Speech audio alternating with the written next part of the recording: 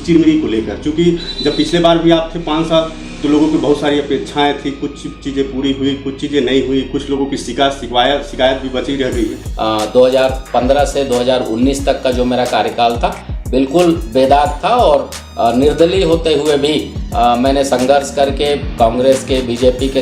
लेकिन इस बार ऐसी स्थिति निर्मित नहीं होगी, क्योंकि इस बार आप ये उम्मीद लगा के बैठेंगे कांग्रेस से टिकट देगी, क्योंकि निर्दलीय तो आप रहेंगे और भाजपा की सरकार है। भाजपा पिछले बार भी देख चुकी है कि आपने 5 साल में रह के क्या किया है, तो इस बार कैसे लड़ेंगे उस चीज़ों से? बिल्कुल आश्वस्त हूँ, क्योंकि जनता में कोई विरोध नहीं है। राजनीति में है तो जो हमारे बराबर के नेता हैं तो वो कभी हो नहीं पाता है। ऐसा जनप्रतिनिधि का ज़रूरत है जो कोरिया से गेला पानी तक और साजा पहाड़ से लेकर डोमनिल के 36 नंबर वार्ड के अंतिम छोर तक वो उसके दिमाग में मैप हर समय बना रहे। कहीं से कोई प्रॉब्लम आए तो वो समझ सके कि मुझे इस समस्या का निदान किस ढंग से करना है। आम जनता नेता से टकराना नहीं चाहता।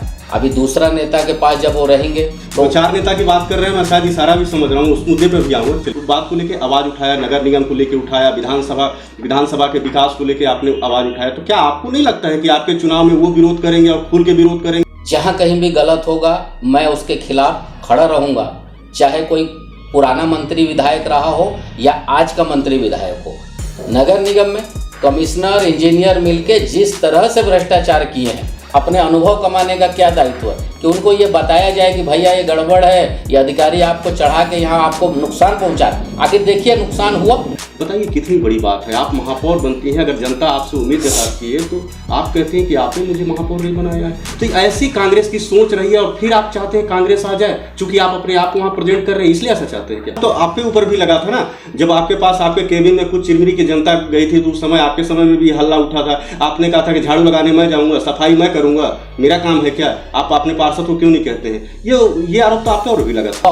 तो मैं ये कह सकता हूँ कि आप अपने वार्ड के पार्षद से मिल लो, मुझे खोजने का क्या जरूरत है? क्यों उतना दूर से आप आए हो मेरे पास परेशान होने? ऐसा मैं उनके सुविधा, आम जनता की सुविधा के लिए मैंने। मेरा बेटा वहाँ बैठा हुआ है, मेरा लड़का बैठा हुआ है, मेरा भाई बैठा हुआ है, इसलिए आपके पास जाते थे और इसी उम्मीद में उन्होंने आपको वहाँ पर बैठाया था कि मैं जब कोई बात कहूँगा तो लोग मेरी बात को सुनेंगे। कौन कहता है कि चिरमिरी में काम नहीं हुआ? सड़कें बनी, लाइटें लगी, कुछ कमियां हो सकती हैं। पूरे चिरमिरी में पाइपलाइन बिछा, जलावर्धन का अभी लास्ट नगर निगम में इसी बात का मुद्दा उठा कि कहाँ गया 4 करोड़। उस कुर्सी में बैठे हैं क्योंकि समान सभा की बैठक चल रही है।